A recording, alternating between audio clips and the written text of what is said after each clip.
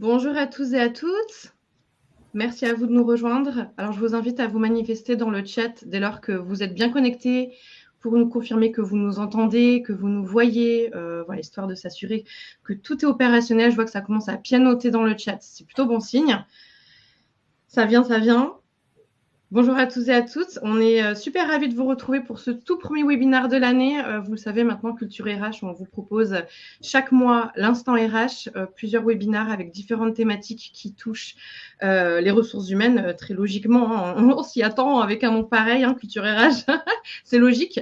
Mais avec un sujet vraiment très particulier aujourd'hui, puisqu'on va parler d'un sujet qui est très rarement abordé finalement, qui sont les parents aidants. Et notamment leur place et comment est-ce qu'ils peuvent être accompagnés par l'entreprise. C'est un vrai sujet qui peut potentiellement vous concerner sans que vous ne le sachiez, parce que vous allez le découvrir après à travers des statistiques qui vous seront partagées aujourd'hui, que finalement, peu de parents osent en parler à leur entreprise. Et pour aborder ce sujet aujourd'hui, eh bien, on va voir pas mal d'invités, pas mal d'experts du sujet. On annonce un webinaire plutôt riche et la promesse que vous repartiez avec 5 actions concrètes pour vous aider à accompagner au mieux ces salariés. Donc, je vois que ça papote dans le chat, donc je pense que c'est bon, tout est opérationnel. Et sans plus tarder, je vous propose déjà de faire un mini tour de table. On est beaucoup aujourd'hui, mais histoire d'identifier un peu qui est qui, pour qu'ensuite on reprenne la main et vous explique concrètement comment va se passer le webinaire d'aujourd'hui. Allez, je donne la parole au hasard. J'ai Aurélia qui est juste en dessous de ma tête, donc j'invite Aurélia à se présenter en 2-3 mots, nous expliquer voilà, qui vous êtes et pourquoi est-ce que vous êtes là aujourd'hui. Dites-nous tout. Bonjour, merci Anaïs. Bonjour à toutes et tous. Donc moi, je suis juriste de formation et donc spécialisée dans le domaine de l'assurance depuis 20 ans. Et donc j'exerce aujourd'hui la fonction de responsable expérience assurée bénéficiaire chez BabySafe. Et donc je suis chargée de construire toute l'offre de services pour les parents aidants. Ok, super clair. Ensuite, j'ai David qui est là. Bonjour à toutes et à tous. Donc, je suis cofondateur de BabySafe et on charge plus particulièrement de la stratégie et du développement. Tout ça avec une formation de juriste à la base, mais c'était il y a 26 ans. Et depuis 26 ans, un parcours professionnel qui est assurantiel et conseil. Ok, super. Bon, impatient d'avoir vos expertises respectives. On a aussi Alice qui est présente aujourd'hui. Bonjour Anaïs, bonjour à tous. Donc Alice Vétard, je suis DRH du groupe Orapi, acteur incontournable du secteur de l'hygiène professionnelle en France et à l'international, plus de 1000 collaborateurs. Et donc je suis là ce matin pour témoigner des politiques qu'on a pu mener en entreprise, des enjeux futurs pour les DRH sur ce sujet très important et vous expliquer quelques actions concrètes, en tout cas, qu'on a pu mettre en œuvre au sein du groupe Orapi sur ce sujet. Super. Donc, on aura directement votre retour d'expérience pour venir enrichir ce webinaire. Merci. On a aussi Denis qui est là. Bonjour Denis.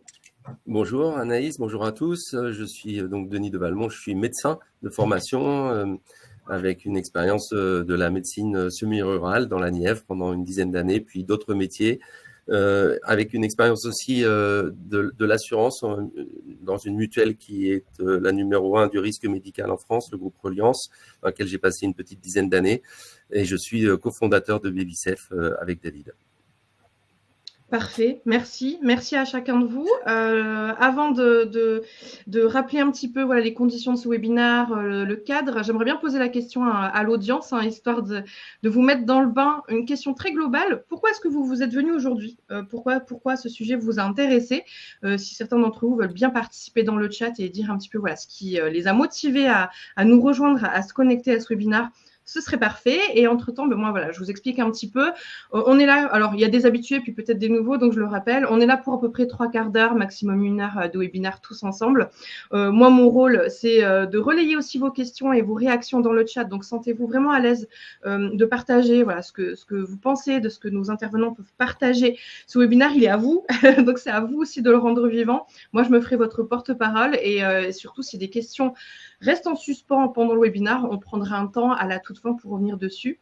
En espérant que le sujet vous passionnera autant qu'il passionne nos intervenants. Et puis, sans plus attendre, je pense que ce qui est important, c'est aussi de comprendre cette notion de parent aidant. Et je sais que Aurélia a pas mal de données, de choses à nous partager, histoire de nous éclairer un petit peu sur ce sujet. Du coup, Aurélia, je vous propose de prendre la main, hop, direct, et puis je lirai en attendant les réactions dans le chat suite à ma question, à savoir pourquoi est-ce que notre audience est présente aujourd'hui.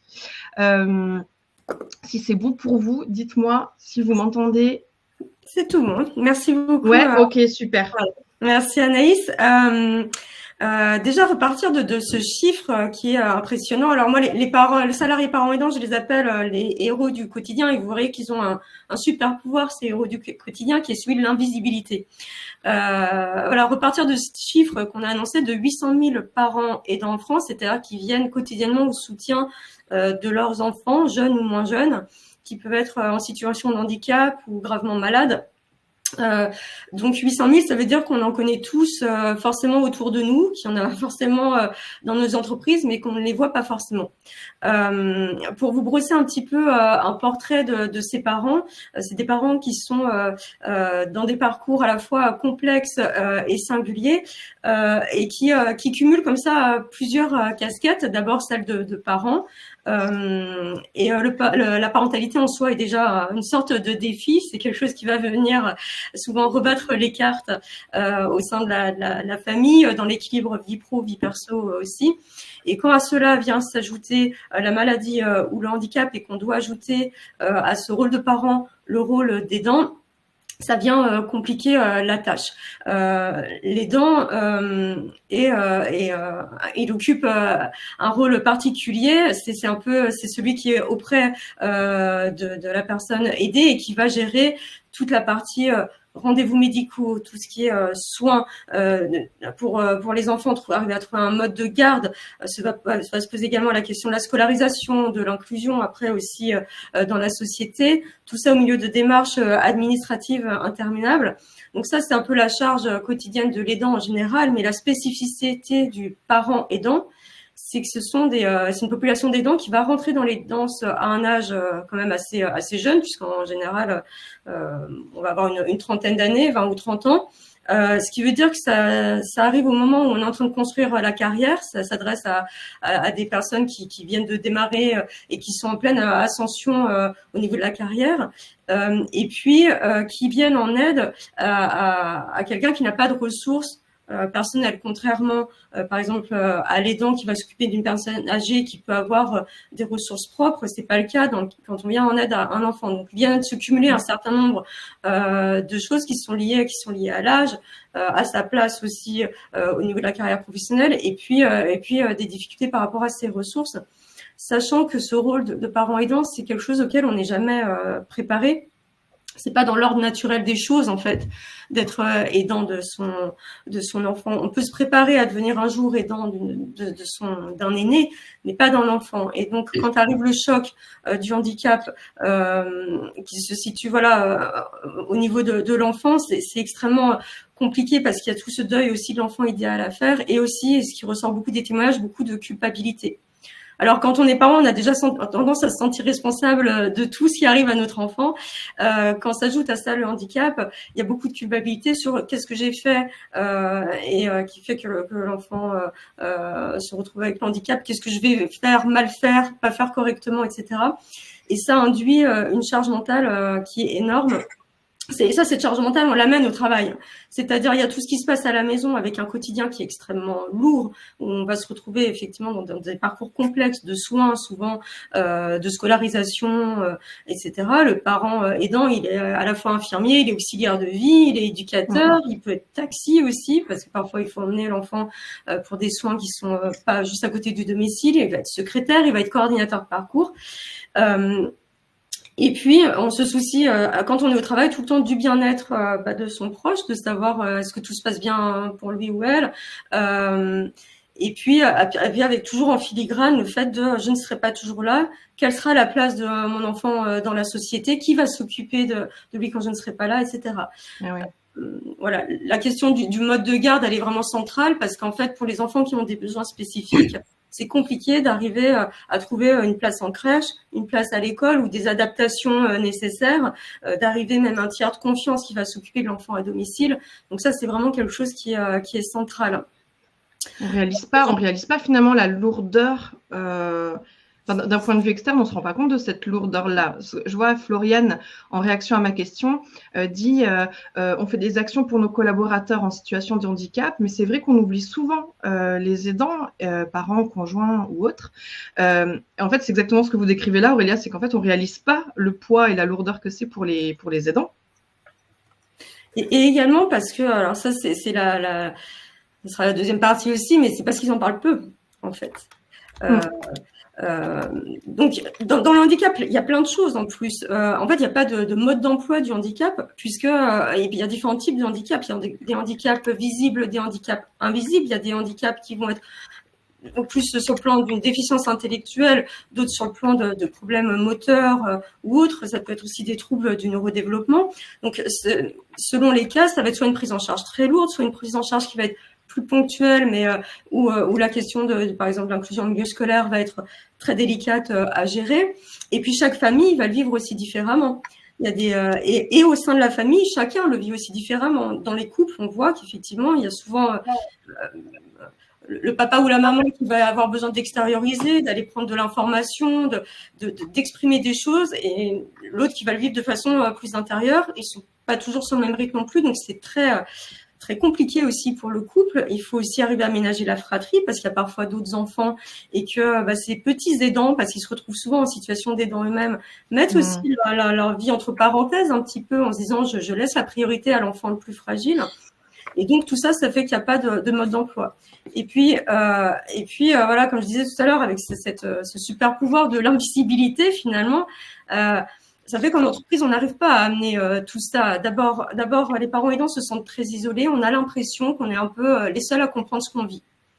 C'est tellement compliqué, et c'est d'ailleurs souvent vrai, c'est-à-dire que l'entourage qui va tendance à avoir dire il y a qu'à faucon, voilà, on ne sait pas ce qu'on vit réellement, et ça renforce un peu ce sentiment d'isolement. On a du mal à avoir les mains tendues ou à aller demander de l'aide. Il y a aussi une peur de la stigmatisation. Si je vais, moi, exprimer auprès de collègues ou d'un manager ou d'un DRH que j'ai des difficultés à la maison qui sont liées au handicap de mon enfant, ça risque d'avoir un impact sur ma carrière.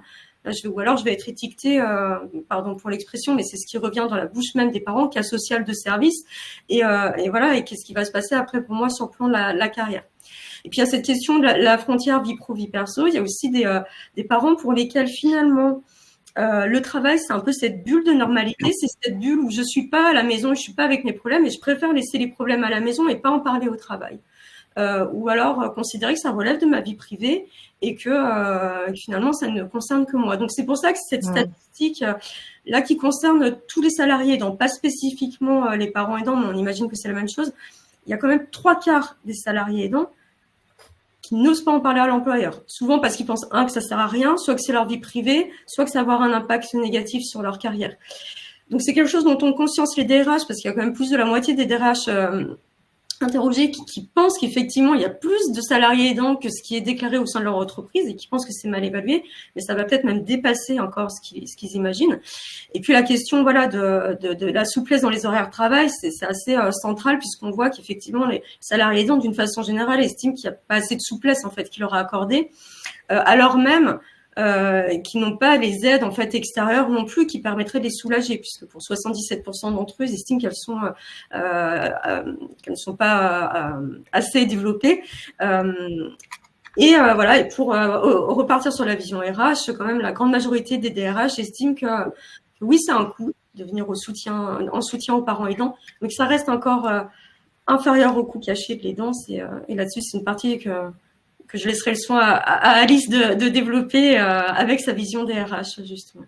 Et justement, juste pour rebondir sur la notion de souplesse des horaires, ça, c'est un vrai sujet parce que je vois dans les commentaires, quand j'ai posé la question « Pourquoi vous êtes là aujourd'hui ?», il y a plusieurs personnes qui ont dit qu'elles étaient là notamment parce qu'elles sont en train de mettre en place une démarche QVCT, donc qualité de vie et des conditions de travail. et notamment de cette histoire de conciliation entre vie privée, vie professionnelle, la notion de flexibilité.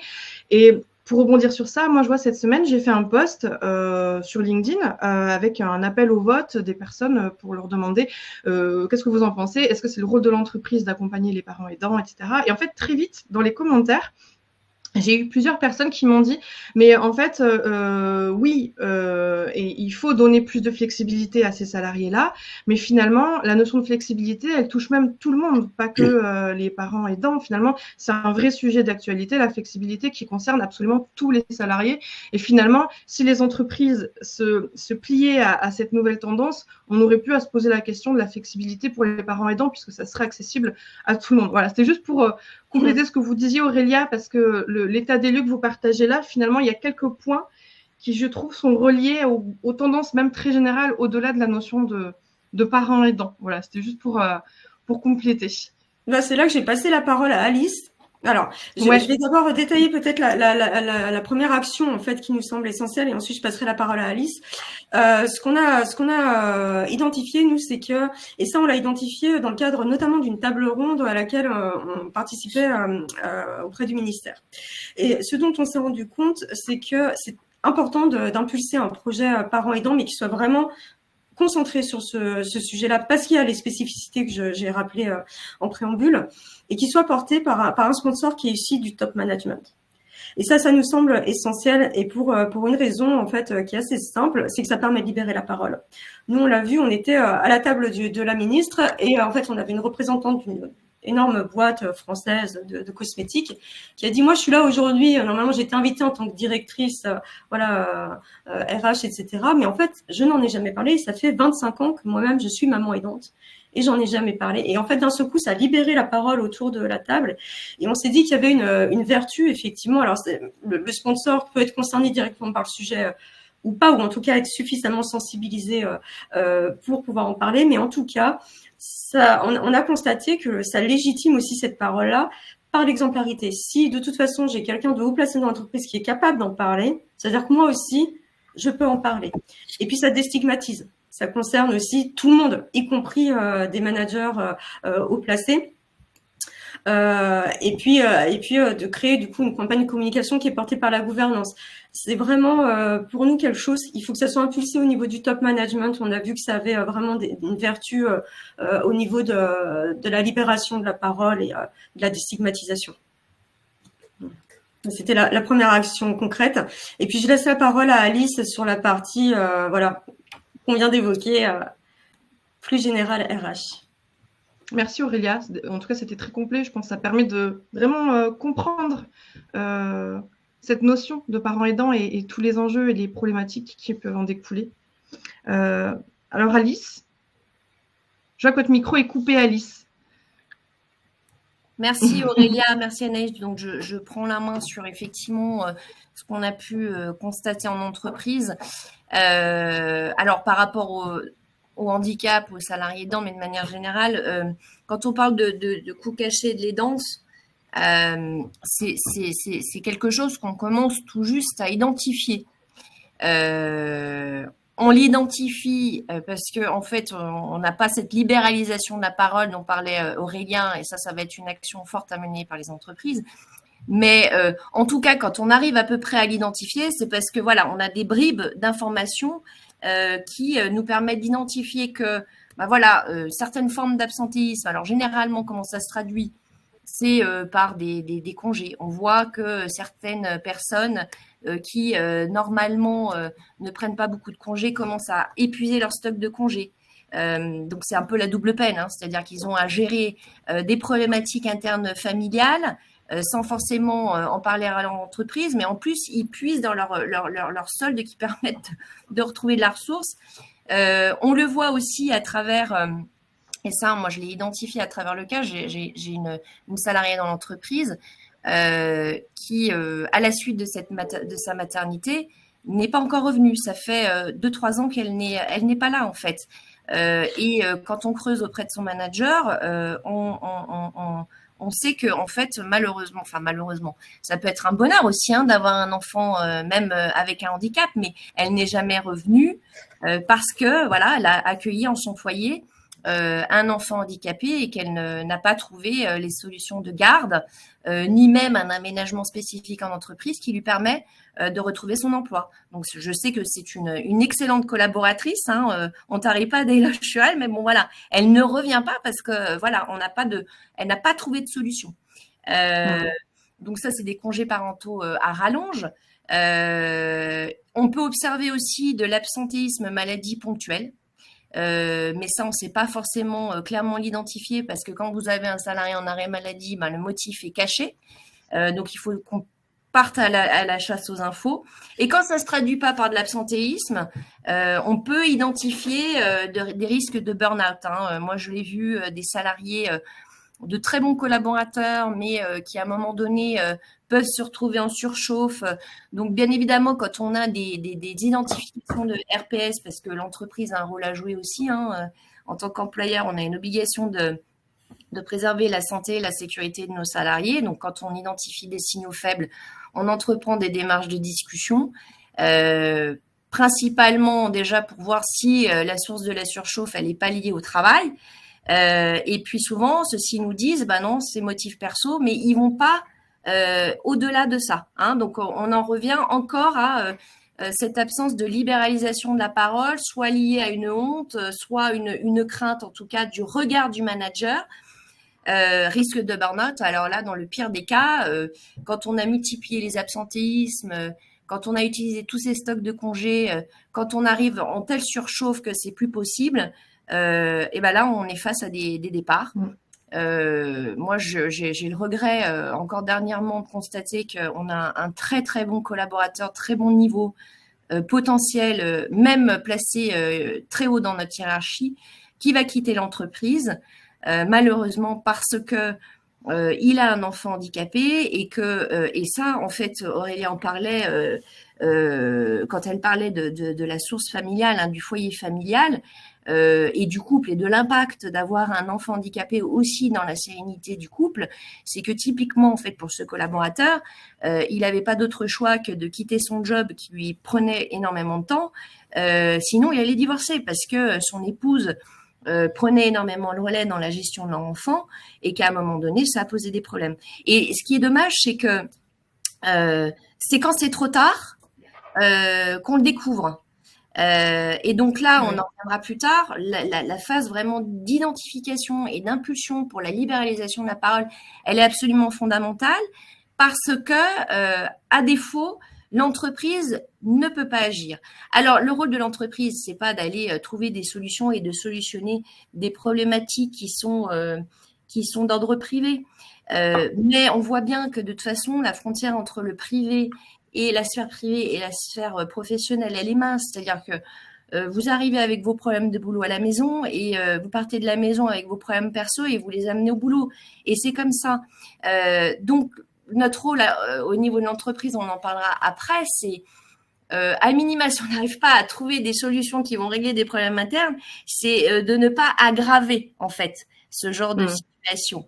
Et ça, on le verra. Donc, les coûts cachés de l'aidance, l'absentéisme, les burn-out et le turnover, derrière, vous avez des coûts cachés qui sont, et je lis le sujet avec la performance, c'est que quand vous avez des absences et du turnover, derrière, c'est des postes vacants. Vous avez, quand vous êtes commercial, vous faites du chiffre, c'est du chiffre qui se fait pas. Quand vous êtes manager de projet ou chargé de projet, c'est des projets qui prennent du retard. Donc, nécessairement, tout ça a un coût pour l'entreprise. Et ça, c'est des coûts directs. Mais les coûts indirects, ça va être des coûts de recrutement. Aujourd'hui, on sait que depuis 2-3 ans, puisque le marché s'est retourné et qu'on est plus sur un marché de candidats plutôt que c'est que les entreprises peinent à recruter. Donc, du coup, on a du mal à sourcer. On est sur des temps de recrutement qui sont qui se sont étendus. On fait appel à des cabinets pour nous aider à recruter. Donc, tout ça, c'est un coût.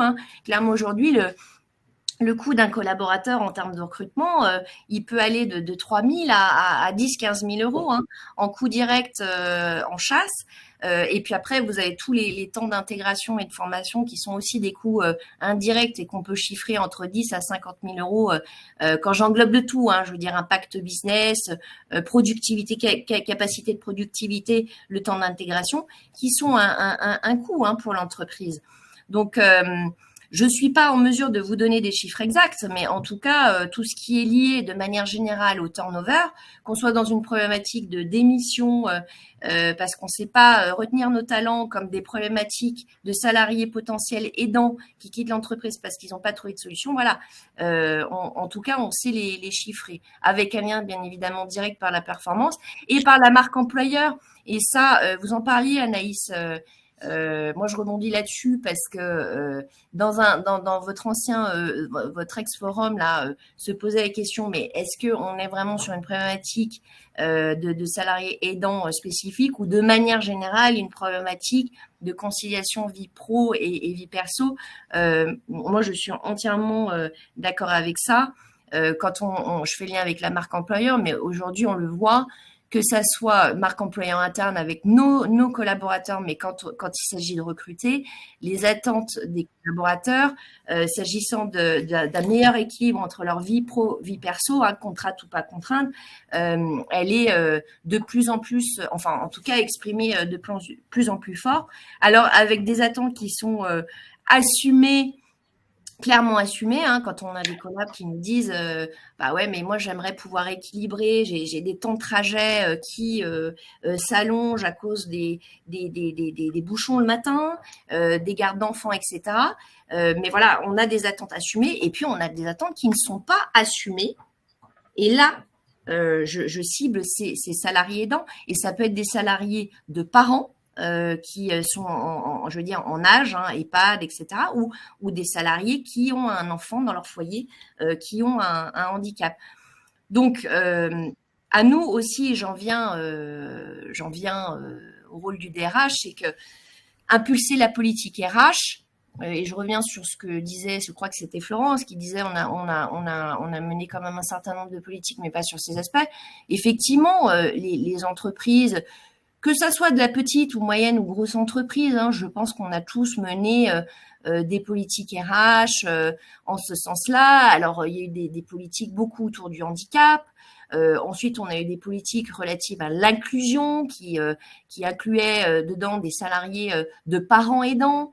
On a eu des politiques aussi autour de la parentalité qui se développent. Il y a plusieurs sujets finalement. Il y a plusieurs sujets. Et en fait, il y a plusieurs leviers d'ailleurs. C'est un levier, mais qui répond finalement, je pense, à une seule problématique aujourd'hui qui est commune à l'ensemble de nos collaborateurs, quelles que soient les générations. En fait, aujourd'hui, on dit oui, mais c'est la génération Z qui est beaucoup plus en attente, beaucoup plus en demande. Moi, je ne suis pas d'accord avec ça. Quel que soit leur âge, quelle que soit leur génération, aujourd'hui, nos collaborateurs ont des attentes fortes en termes de meilleur équilibre vie pro, vie perso, et en tout cas de flexibilité. Je fais le lien avec ce que vous dites, Anaïs. Et pas que, ceci dit, pas que, parce que je vois Delphine dans le chat qui nous dit, mais il n'y a pas que la flexibilité comme levier par rapport aux parents aidants. Et c'est justement les actions, donc, parmi les actions concrètes qu'on va partager ensuite, vous verrez justement qu'il n'y a pas que la flexibilité, il y a plein d'autres sujets, finalement, plein d'autres leviers qui peuvent être activés pour prendre en main ce sujet et accompagner au mieux les salariés. Ouais. Donc impulser la politique RH, voilà, et je pense qu'il y a plein de choses, handicap, salariés aidants, etc. Mais c'est vrai qu'à travers ces politiques-là, pour les avoir expérimentées, on n'est pas allé au bout des choses, parce que même avec une politique handicap, on se rend compte dans les faits que les salariés travailleurs handicapés se manifestent pas pour autant, même si on va leur accorder des jours pour qu'ils fassent des reconnaissances RQTH, etc. Donc, on est toujours, finalement, on en revient toujours au même point, qui est le regard. Derrière la flexibilité, il n'y a pas que, c'est-à-dire qu'il faut travailler sur le regard, la peur, la crainte du regard du manager de l'entreprise. Donc, on n'est pas allé au bout du truc. Sur les salariés aidants, effectivement, on ne s'est pas emparé de la parentalité.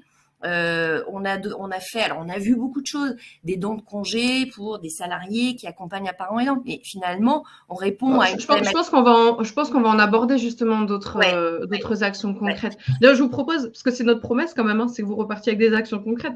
Je vous propose qu'on avance sur d'autres actions possibles.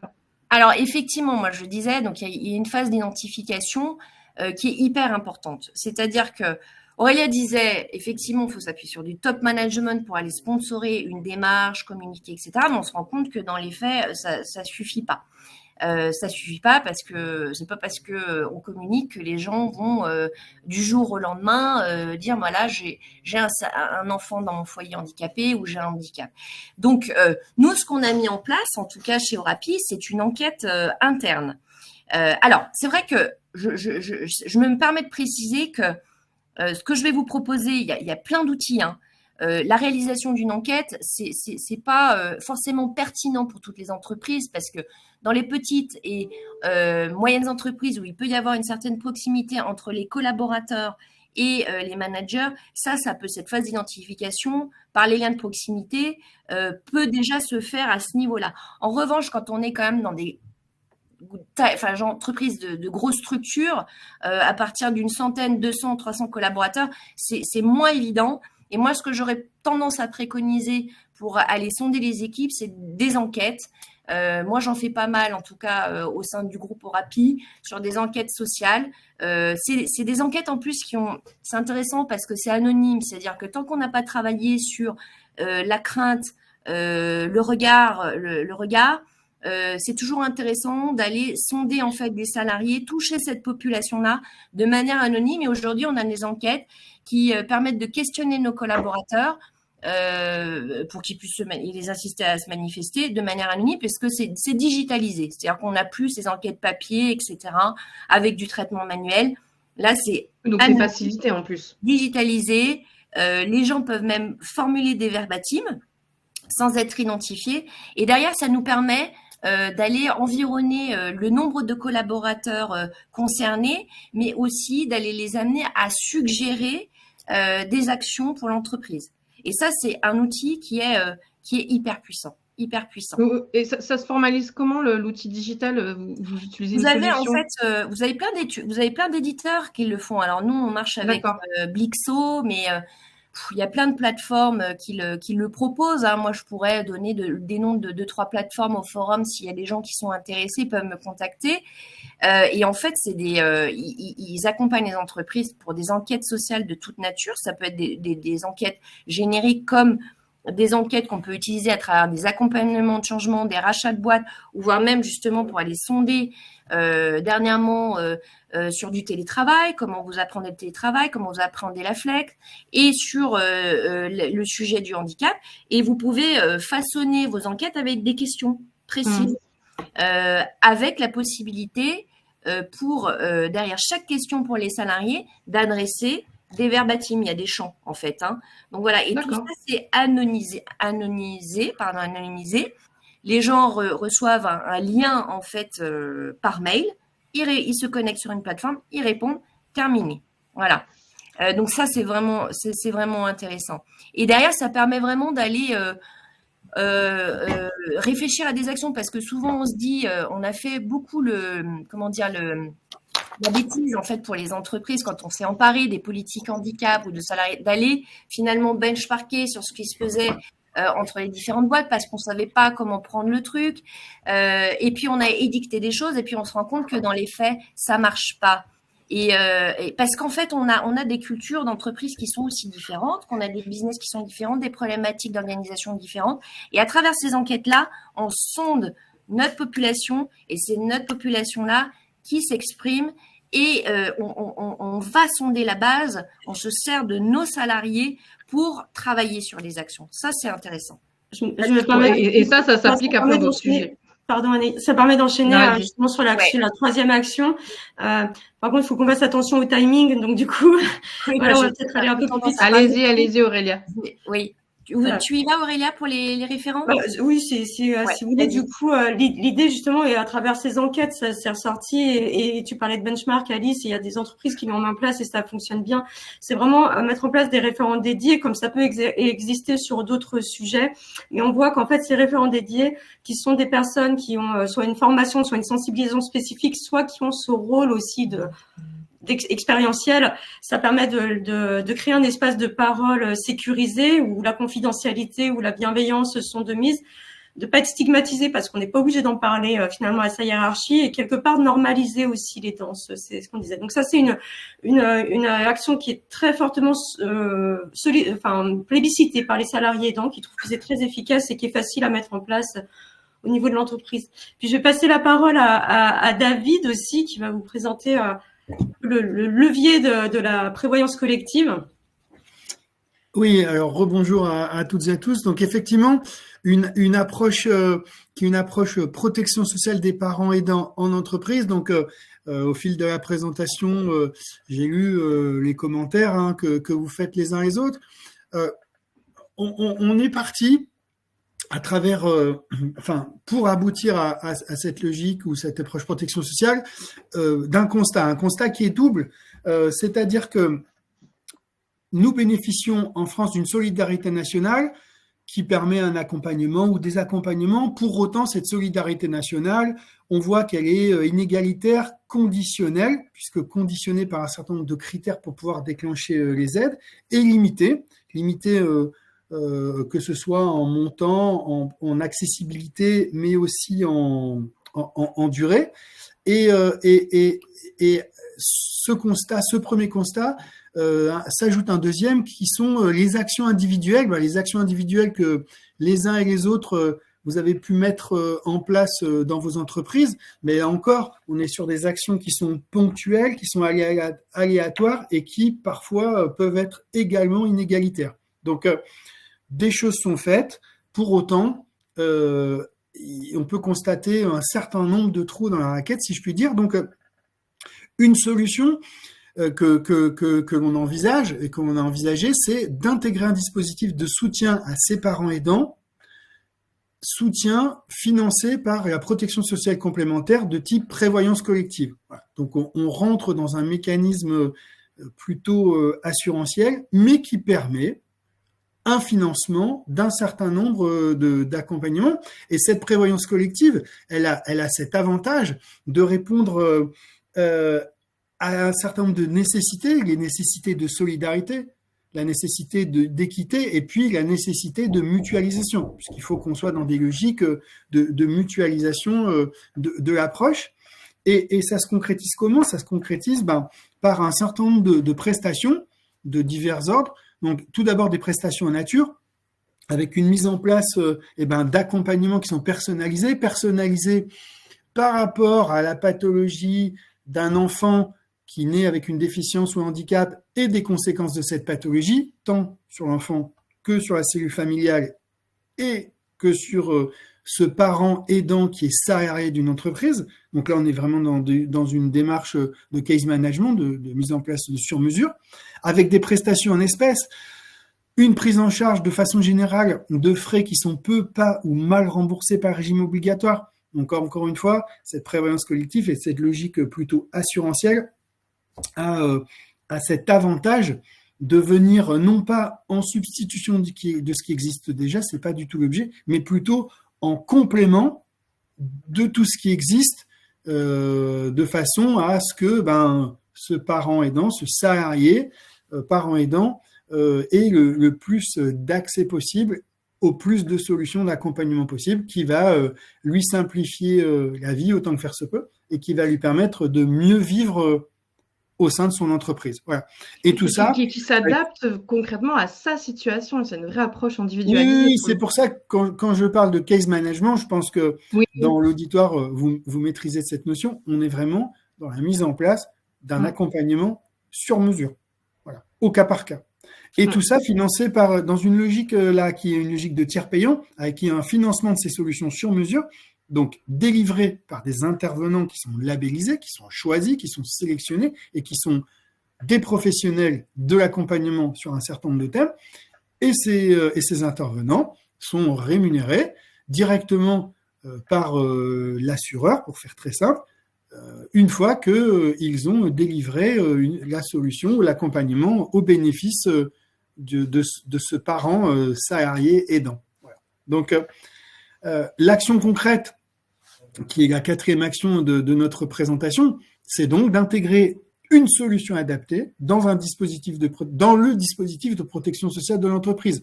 Donc, ça implique quoi? Ça implique, pour vous, de vous adresser aux acteurs de la protection sociale, à savoir vos assureurs, mutuelles, groupements de protection sociale, qui, eux, vous accompagnent au quotidien sur des garanties qui sont tout à fait standards, que tout le monde connaît, et qui sont même obligatoires, tant sur les frais de santé que sur la prévoyance. Donc là, on est plutôt dans des logiques de prévoyance, avec la mise en place de solutions qui sont adaptées aux besoins des salariés. Je reviens sur ce que je disais tout à l'heure. Chaque salarié est différent. Son statut social, sa catégorie socio-professionnelle, sa structure familiale fait que l'impact est plus ou moins important sur son quotidien et sur son quotidien professionnel. Et puis là, il y a au sein de cette action concrète, des sous-actions, quand on parle de acculturer les managers de proximité, ça rebondit sur ce que Aurélia disait tout à l'heure. Quand on est un manager de proximité dans une entreprise, on est confronté quotidiennement à ses collaborateurs et il faut être conscient de ce qui se passe, être à l'affût des signaux faibles qui permettraient à certains managers de détecter dans leurs équipes des personnes en difficulté. Et ça reboucle avec ce que disait Alice tout à l'heure, où on se demande des fois pourquoi les gens tout d'un coup sont plus absents, moins performants ou posent plus de congés. Ça fait vraiment partie du travail en interne de l'entreprise, d'être accompagné et d'accompagner ses managers. Et puis enfin, de façon plus générale, être capable en interne, dans vos entreprises, de communiquer sur les dispositifs déployés par votre entreprise, parce qu'il n'y a finalement rien de pire que de travailler en amont sur des dispositifs, de passer du temps à les mettre en place, et à la fin, quelques mois, quelques années plus tard, de s'apercevoir qu'en fait, ces dispositifs n'ont pas été mobilisés et que rien n'a été, entre guillemets, consommé. Et donc l'alerte, c'est vraiment... Et ça arrive plus souvent qu'on ne le pense, j'ai l'impression. Alors, ça arrive très, très souvent. C'est-à-dire que en interne, en amont, beaucoup de travail est fait dans les entreprises pour mettre en place ces dispositifs. Mais si la communication n'est pas suffisante, les salariés ne l'utiliseront pas. Donc, ceux qui l'ont mis en place seront frustrés parce qu'ils ont l'impression d'avoir mis en place quelque chose d'inutile. Et puis, si par hasard, longtemps après, un salarié sait que ça existe, d'autres diront, mais pourquoi on n'était pas au courant? On aurait aimé aussi en bénéficier. Donc là, il y a un travail de communication à faire, mais qui est un travail hyper positif, parce que communiquer auprès de ces salariés, c'est-à-dire que quelque chose existe pour les aider dans leur quotidien, je pense que c'est quelque chose qui est facile et qui est, que tout le monde a envie de faire. Voilà, donc ça c'était pour... je passe la main à Denis pour un focus plus accompagnement de ces salariés. Merci David. Donc effectivement, on a vu que on était sur une problématique qui était très impactante pour les personnes concernées, mais aussi pour l'entreprise qui les emploie. Et donc ça a introduit le pourquoi il faut accompagner les salariés parents aidants.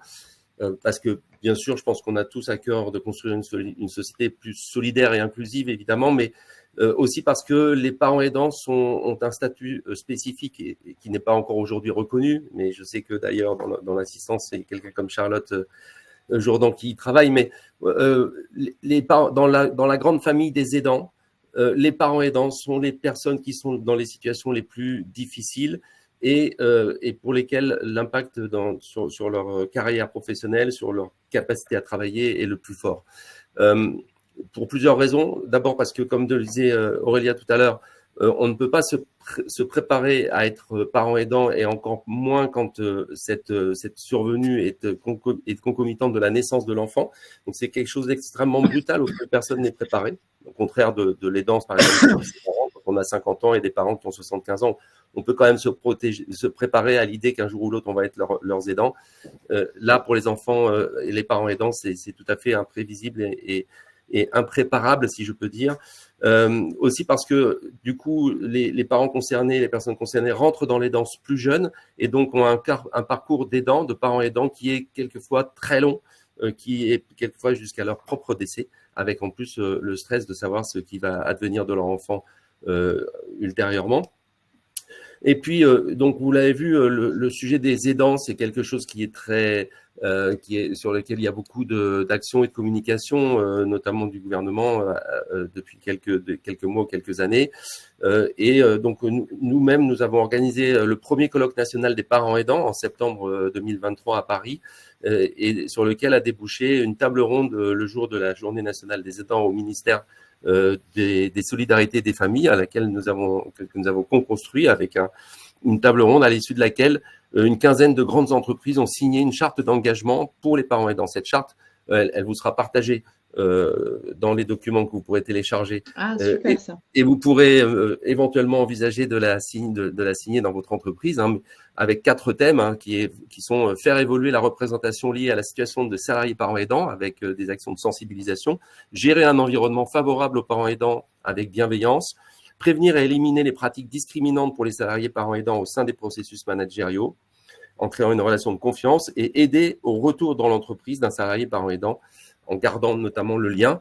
Donc, ces 4 points sont détaillés en 10 actions.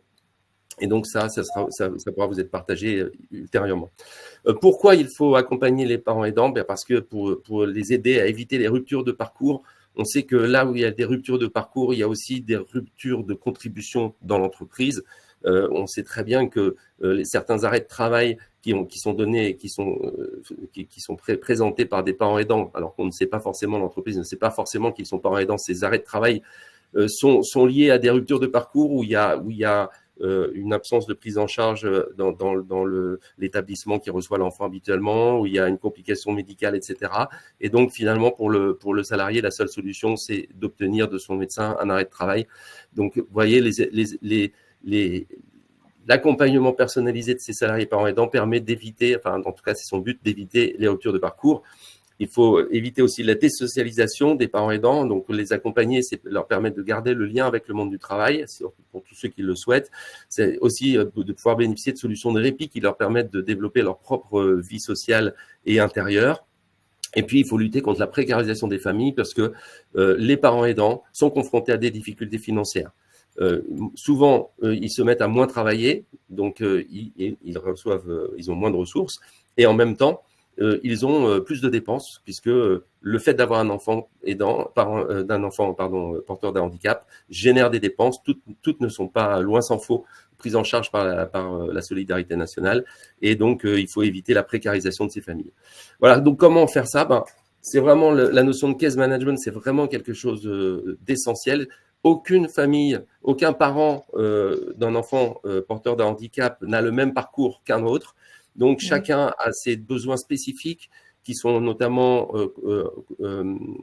conditionnés par son environnement personnel avec sa situation. Donc, le case management, c'est vraiment une analyse situationnelle de la personne qui doit être accompagnée, qui permet de mobiliser des ressources de la situation et de construire une solution sur mesure, vraiment au plus près des besoins du parent concerné. Et encore une fois, les besoins de ce parent ne sont pas forcément les mêmes que celui d'un autre parent dans une autre entreprise.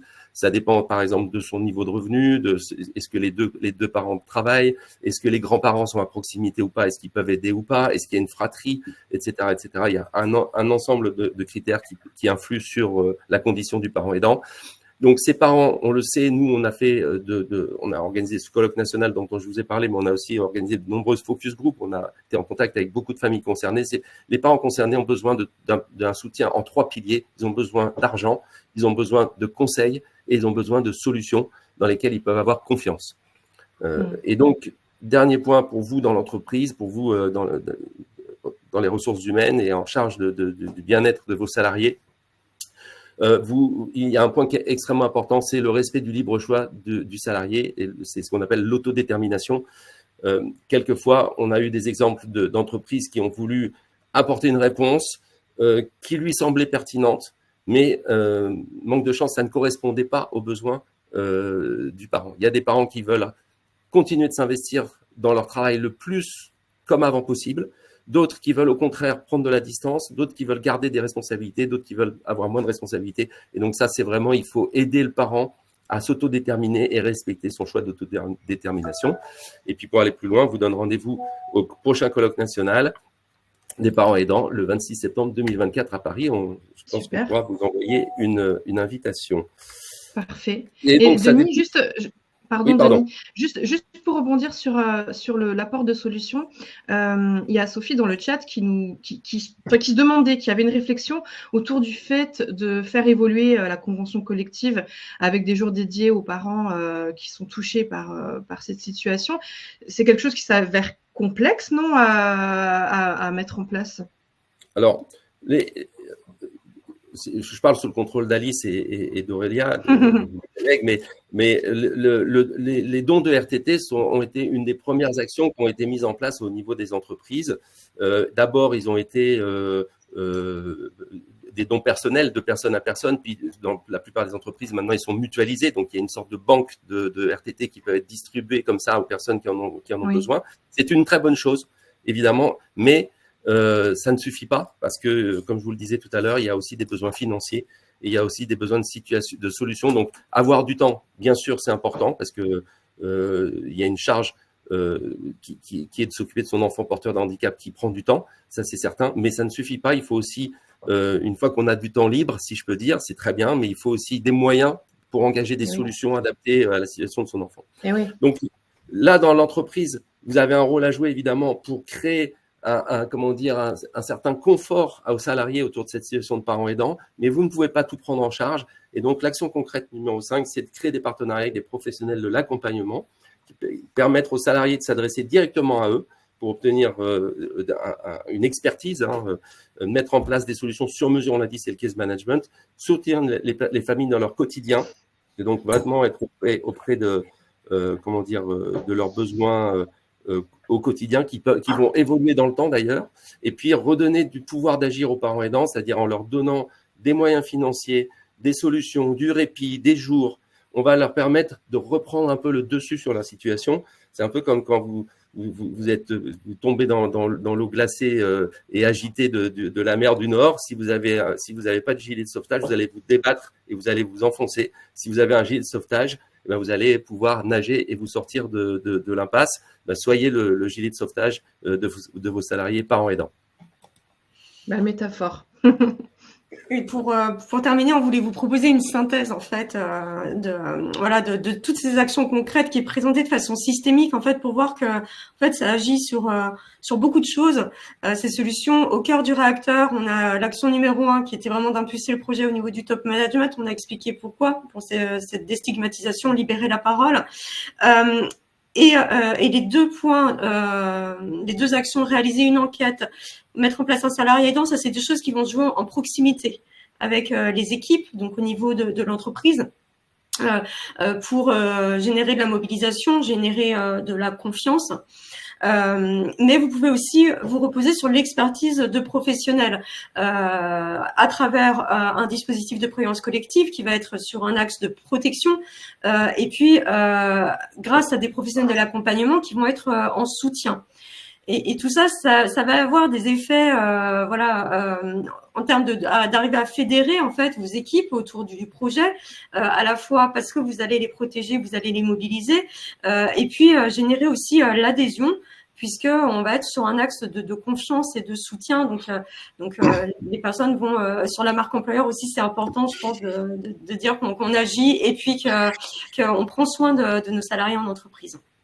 Voilà, c'était une façon un petit peu. Ça résume bien. Voilà. Et je trouve quand même globalement, au-delà de l'impulsion en entreprise, je trouve personnellement qu'il y a aussi un besoin d'impulsion très générale. C'est un sujet dont on ne parle pas beaucoup. Et je trouve que c'est un peu ce qu'on fait d'ailleurs aujourd'hui avec ce webinaire. Il y a un vrai travail un peu d'évangélisation très globale sur ce sujet-là. Il faut en parler, il faut que ça se sache, il ne faut pas que ce soit un sujet tabou, il faut sensibiliser tout le monde, la société très largement sur ce sujet-là. Je ne sais pas si dans le chat, il y a eu pas mal de réactions, on a répondu au fur et à mesure avec les apports de chaque intervenant. Si jamais vous avez encore des questions ou des réactions à partager, allez-y dans le chat. On vous lira attentivement en conclusion de ce webinaire. Est-ce que chacun d'entre vous aurait envie déjà, alors je m'adresse à vous, les intervenants, est-ce que chacun d'entre vous aurait envie de partager un mot de conclusion autour de ce sujet-là, en attendant de voir les dernières réactions dans le chat? Moi, je pense que c'est un sujet qui est important, que l'entreprise aussi, c'est un des cercles importants dans la vie d'une personne. On a l'équilibre familial, on a on disait tout à l'heure la solidarité nationale, mais au niveau de l'entreprise, qui est on y passe une grosse partie de sa vie en fait. Dans l'entreprise, c'est aussi un lieu de sociabilité, c'est aussi plein de choses. Si on peut organiser ce soutien au niveau de l'entreprise, ça a aussi du sens pour les parents concernés. Moi, je prends le relais parce que le format était court et qu'on a dû un peu synthétiser, même si on pourrait en parler des heures. Mais alors, effectivement, l'entreprise ne pourra pas tout régler, mais en tout cas, je pense que on l'a vu depuis le Covid, les changements. C'est-à-dire que avant le Covid, les entreprises n'étaient pas très enclins à s'adapter. On était vraiment dans une culture franco-française de paternalisme, de présentéisme. Et le Covid a amené les entreprises à accepter en fait des aménagements, de la flexibilité ou d'une meilleure prise en considération des contraintes de vie de ses collaborateurs, beaucoup plus. Et je pense que c'est le moment maintenant. Il faut se saisir de ce moment où parce que peut-être que ça restera pas comme ça, mais je pense qu'on a un terreau favorable en tout cas au niveau des entreprises pour transformer en fait un peu notre modèle managérial, voilà, pour une prise en considération des attentes de nos collaborateurs. C'est le moment. Top. Est-ce que David ou Denis voulaient apporter? Oui.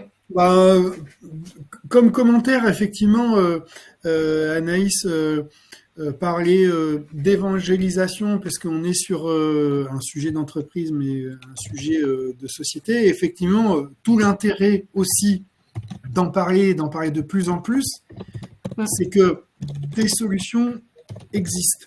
C'est pas comme si on mettait le doigt sur quelque chose et que en face on n'avait rien à mettre comme solution. Aujourd'hui, j'ai vu les échanges, j'ai parlé de protection sociale, il y a eu des rebonds sur la protection sociale, sur la prise en charge par les salariés, par l'entreprise, mais aussi par tout un tas de fonds d'action sociale ou d'autres à travers les conventions collectives qui aujourd'hui permettent un financement de solutions qui sont mises en place. Et effectivement, au-delà de l'évangélisation et de mettre le doigt sur ce sujet des parents aidants, il y a aussi le focus à faire, mais dans un deuxième temps, ce n'était pas forcément l'objet aujourd'hui, sur un ensemble de solutions qui existent. Voilà. Et je pense que avoir la conscience de ça, c'est un début, et ensuite, il va falloir travailler sur à quoi ressemblent ces solutions et comment les mobiliser, parce que des gens y ont réfléchi et les ont posées et les ont structurées. Et puis d'autant plus que, comme nous dit Delphine, les progrès dans les diagnostics feront qu'il y aura de plus en plus de salariés parents aidants, donc les entreprises ont d'autant plus intérêt à se pencher sur ces questions-là. Denis ? Oui, un dernier petit mot pour effectivement aller dans le même sens que David et Aurélia. Il existe des solutions et que sur des solutions qui sont issues d'entreprises, souvent de l'économie sociale et solidaire, du milieu associatif, et que le principal problème qui reste actuellement, c'est le financement de l'accès à ces solutions, et c'est leur organisation autour du cas précis du parent concerné. Donc toujours, on revient au case management. Donc ces solutions, elles existent. L'architecte, le case manager, la fonction de case management existe. Il y a cette compétence dans beaucoup d'entreprises et dans beaucoup de lieux. Manquait le financement. Et aujourd'hui, je pense qu'on est dans une société qui est suffisamment mûre pour financer ça.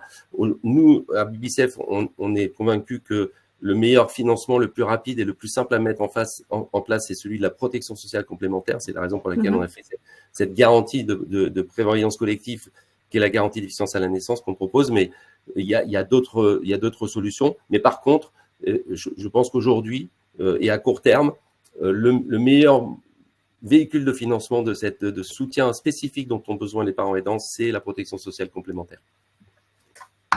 Ok, bon, ben c'est très clair. Merci. Je vois que Aurélia a répondu aux dernières interrogations dans le chat. Donc voilà, comme ça on a tout couvert. Je pense qu'on arrive sur la fin de ce webinaire qui était très riche. Il y avait beaucoup, c'était très dense, beaucoup de sujets à aborder. Je tiens à vous remercier à chacun de vous parce que vos apports étaient très complémentaires. Au vu des réactions dans le chat, je pense que chacun repart avec un petit peu de concret et d'une bonne dose de réflexion et de choses à appliquer dans son entreprise. Donc, merci à vous. C'était un plaisir de vous retrouver pour ce début d'année. Moi, il me reste à vous dire que avec Culture RH, on vous retrouve plusieurs fois en janvier puisqu'on a d'autres webinaires. Je vois que l'équipe est en train de partager les liens dans le chat. On vous retrouve très vite. Merci Aurélia, merci David, merci Alice, merci Denis. Merci Anaïs. Je vous souhaite, merci beaucoup. Je vous souhaite à tous une excellente journée et puis on vous dit à très bientôt. N'hésitez pas à nous faire signe et à contacter BabySafe aussi si jamais vous avez des questions entre-temps. Vous aurez de toute façon accès au replay et toutes les infos post-webinar. À très bientôt. Merci à tous et à toutes. Merci, à très bientôt. Merci, au revoir. Au revoir. Au revoir.